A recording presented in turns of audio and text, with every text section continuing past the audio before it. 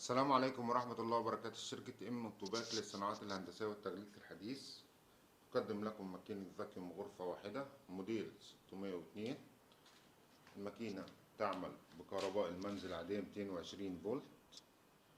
جسم الماكينة ستانلس عالي الجودة. النهاردة هنفاكيوم لكم لسان عصفور. ادي كيس اهو. ننزل المسطرة بتاعتنا اللي هي دي، نرفعها الأول ونحط الكيس وبعد كده بننزلها. وبعد كده بننزل الباب ده معمول، الباب معمول شفاف من الأمر. ادي شكل الماكينة. هنشرح لكم الماكينة. ده وقت الفاكيوم، ده وقت اللحام، وده وقت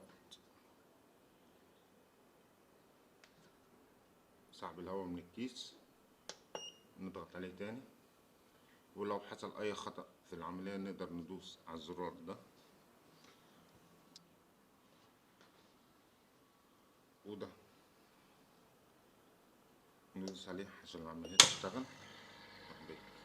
على الباب حلو اهو.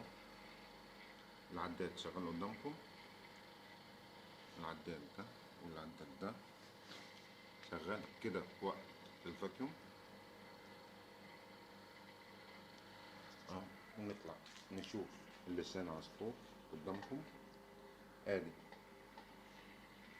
اهو شغال كده اللحام، كده سحب الهواء من الكيس. نرفع الباب ونشوف العملية تمت. الحمد لله تمت بنجاح. ادي لسان عصفور قدامكم. شركة طوباك للصناعات الهندسية والتغليف الحديث تقدم لكم ماكينة فاكيوم غرفة واحدة موديل 602. يقدمها لكم محمد عبد العظيم تحت إشراف الباشمهندس أحمد حسن، فرع مدينة نصر.